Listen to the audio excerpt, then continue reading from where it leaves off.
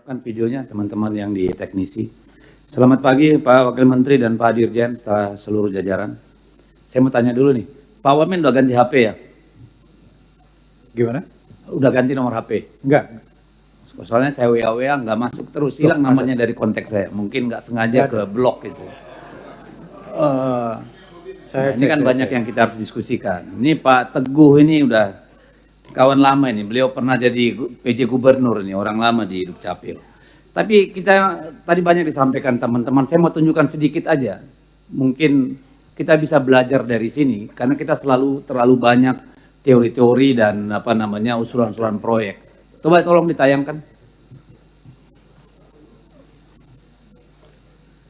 Triliun buat bikin eKTP, ada chipnya, ada biometriknya, tapi fungsinya apa sampai hari ini? Di fotokopi. Sementara Malaysia pakai kartu yang sama, namanya MyCard, tapi buat ngatur subsidi BBM. Rakyat Malaysia tinggal tap MyCard di pom bensin, sistemnya langsung cek identitas, ngecek kuotanya, dan kasih harga subsidinya otomatis. RON 95 harganya cuma 1,99 ringgit per liter, sekitar 7.200. Nggak perlu antri, nggak perlu surat keterangan, nggak perlu aplikasi, nggak perlu fotokopi KTP, nggak perlu daftar. Sistemnya simple, MyCard masuk ke reader, connect ke database pemerintah, verifikasi dalam hitungan detik. Tiap warga dapat kuota 200 liter per bulan. Kalau kita lewat kuotanya, kita bayar harga biasa. Gak ada yang bisa menyalahgunakan. Bahkan kalau ketahuan curang, kuota kalian di MyCard itu langsung diblokir. Gak bisa ngisi BBM subsidi lagi. Buat kendaraan logistik di Malaysia, mereka punya fleet card, kuota diesel digital per perusahaan. Hasilnya pemerintah Malaysia hemat 600 juta ringgit per bulan. Penjualan diesel bersubsidi turun 30%. Penyelundupan langsung kedeteksi. Sekarang kita balik ke Indonesia, iKTP kita itu punya chip NFC, punya data biometrik. Teknologinya sama kayak MyCard di Malaysia, tapi kita pakai buat apa? Fotokopi buat buka rekening, fotokopi buat daftar SIM, fotokopi buat daftar BPJS. Padahal chipnya bisa dipakai langsung loh itu loh. 12,4 juta rakyat Malaysia udah pakai sistem ini dalam hitungan bulan. Indonesia, kita udah punya eKTP dari 2011, 15 tahun, dan chipnya belum dipakai buat apa-apa yang meaningful. Masalahnya ini bukan teknologi. Teknologinya tuh udah ada di situ di KTP kita semua. Masalahnya ini political will aja, dan itu yang harus kita tuntut sebagai masyarakat. Mungkin kita harus merenung sedikit lah. Kapan sih kita belajar? Kita kalau urusan ngambur-ngamburkan uang tuh juara satu, Pak. Untuk data saja, padahal kalau kita pakai single data ya, ID card ini, KTP ini bisa dipakai untuk semua. Ini Pertamina keluar uang bikin data sendiri untuk subsidi, ya, nggak menyelesaikan persoalan itu, banyak persoalan di sana.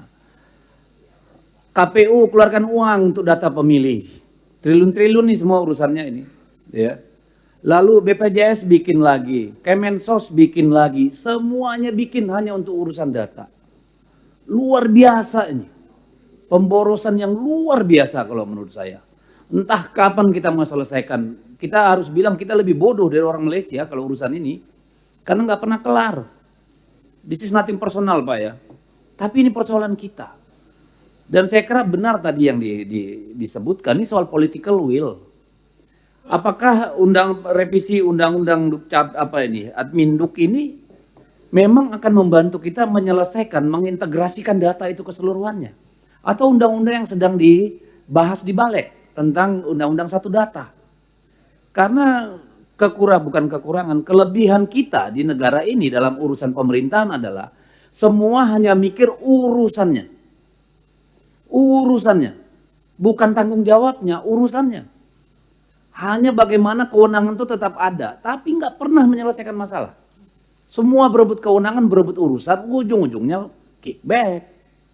Ini yang sering jadi problem. Redundancy terus terjadi.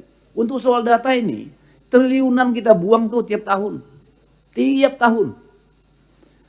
Padahal BRI punya data nasabah misalnya. Dan lain-lain lah. Juga tadi rumitnya kita punya KTP, udah pakai chip, apa-apa urusan harus pakai fotokopi lagi. Ditanya lagi kakak, ditanya lagi surat lahir, ditanya lagi kalau kami ini surat baptis, mampus kita. Lalu buat apa kita udah ada ujungnya? Ketika kita hilang KTP diminta itu semua lagi. Yang menjadi kalau saya Pak, KTP ini hak asasi Pak. Hak asasi nih. Di dapil saya di Kalimantan Utara, Pak, ketika terjadi eksodus dan hari ini masih sering terjadi, orang-orang dari luar Kalimantan Utara bekerja di Malaysia secara ilegal, diusir dari sana ketika sudah jatuh gajian atau apa, pulang itu nggak punya uang buat pulang ke kampungnya di NTT sana, Pak, di NTB sana, di Toraja sana. Ketika dia mau ngurus KTP, karena pasti paspor dan KTP-nya disita oleh pemberi kerja di Malaysia, dia ditanya, mana kakakmu, mana fotokopi KTP, mana ini itu. Dia harus pulang ke NTT hanya untuk mengambil fotokopian. Gimana ceritanya? Gimana ceritanya untuk makan aja nggak ada. Sekarang mereka terkapar di perkebunan-perkebunan di daerah sana, digaji di bawah UMR, Pak. Nggak punya BPJS, nggak punya apa-apa. Makanya saya bilang itu hak asasi KTP itu. Ini dulu Pak Teguh ini berkali-kali bantu saya itu dengan belangko KTP. Saya harus sendiri beli komputer untuk cetak, kasih ke kantor kecamatan, kantor desa. Ini kan urusannya negara. This is very basic government services. Kenapa jadi begini beribet gitu loh menurut saya. Setiap kali mau pemilu ada yang nggak terdaftar, ada yang nggak dapat undangan. Triliunan dibuang buat pendataan pemilih. Nah ini kan problem kita, Pak. Sepanjang belum ada sinkronisasi data, Presiden harus bilang, hei semua kalian berhenti nih bikin data. Kasih Adminduk. Yang lain nggak usah. Adminduk silakan koordinasikan pendataan. Misalnya kalau ditunjuk Kemendagri misalnya sebagai gatekeeper urusan big data ini. Tapi harus ada. Dan kita harus segera selesaikan. Jadi sinkronisasi data ini sangat penting sekali Pak. Tadi sudah disampaikan oleh semua. Yang kedua keamanan data Pak. Saya tiap hari di WA nih. Saya bukakan akun untuk judol. Saya nggak pernah urusan pegang-pegang begituan. Kenapa data saya bisa jebol? Sehari paling tidak 50 WA dan telepon. Nawarin emas, nawarin saham, nawarin ini itu. Gimana keamanan data kita ini? Siapa yang harusnya bertanggung jawab? Masa kita terus diganggu hal yang seperti ini? Ini problem Pak. Apakah yang salah di Adminduk? Apakah yang salah banknya? Apakah yang salah yang lain? Kita nggak pernah tahu. Siapa yang tanggung jawab beresin ini? Lalu kemudian itu tadi kemudahan urusan. Tolonglah Pak. Misalnya Aceh kemarin. Kalau kita nggak tolong, semua barangnya hanyut. Mulai dari surat lahir, ya kartu keluarga, segala macam. Kalau nggak dibantu, bayangkan tuh kalau nggak bukan bencana Pak. Orang yang kehilangan rumahnya terbakar misalnya. Berbulan-bulan belum tentu kelar tuh urusan. Ini karena bencana aja mungkin kita cepat mencari. Harusnya pun dimanapun kita, KTP kita hilang, datang kantor kelurahan, ya sebutkan nikmu, selesai Pak, langsung cetak. Kenapa urusan sekecil ini ribetnya minta ampun setelah hampir 80 tahun kita merdeka? Ini bagaimana memudahkan urusan Pak? Kalau kita sudah punya big data, orang datang ngurus KTP, masa dimintain kakak lagi fotokopi kakak? Lah gua punya KTP itu apa? Masih dimintai fotokopi KTP? Kan aneh. Surat lahir, surat baptis masih diminta. Wah, pusing kita negara kita kayak begini. Nah tadi yang terakhir efisiensi dan efektivitas. Ayolah gimana kita buat urusan yang paling sederhana nih dari kerja pemerintah. Memastikan rakyatnya punya identitas. Gimana itu efisien, gimana itu efektif Pak. Itu yang kita mau. Kalau ini sudah efisien efektif, nggak ada tuh scam bank. Ya orang nelpon kirim sana, kirim itu. Karena apa? Orang mau bikin nomor telepon sudah wajib ada KTP. Nggak bisa dibohong. Nggak ada pemerasan, nggak ada ancaman. Bisa terjadi begitu saja. Nggak bisa rekening bank double-double ke sana kemari. Nggak bisa nipu, bikin kartu kredit.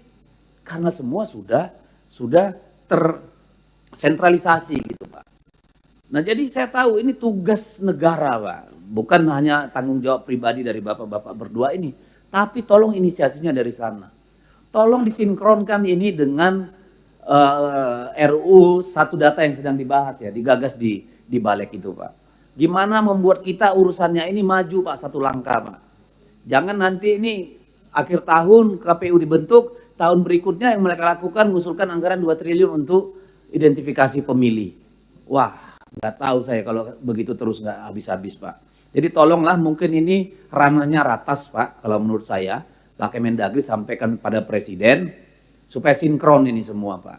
Supaya kita nggak terus-menerus jatuh ke lubang yang sama, menyusahkan semua orang, dan anggaran kita betul-betul efektif. Saya kira itu pimpinan, terima kasih.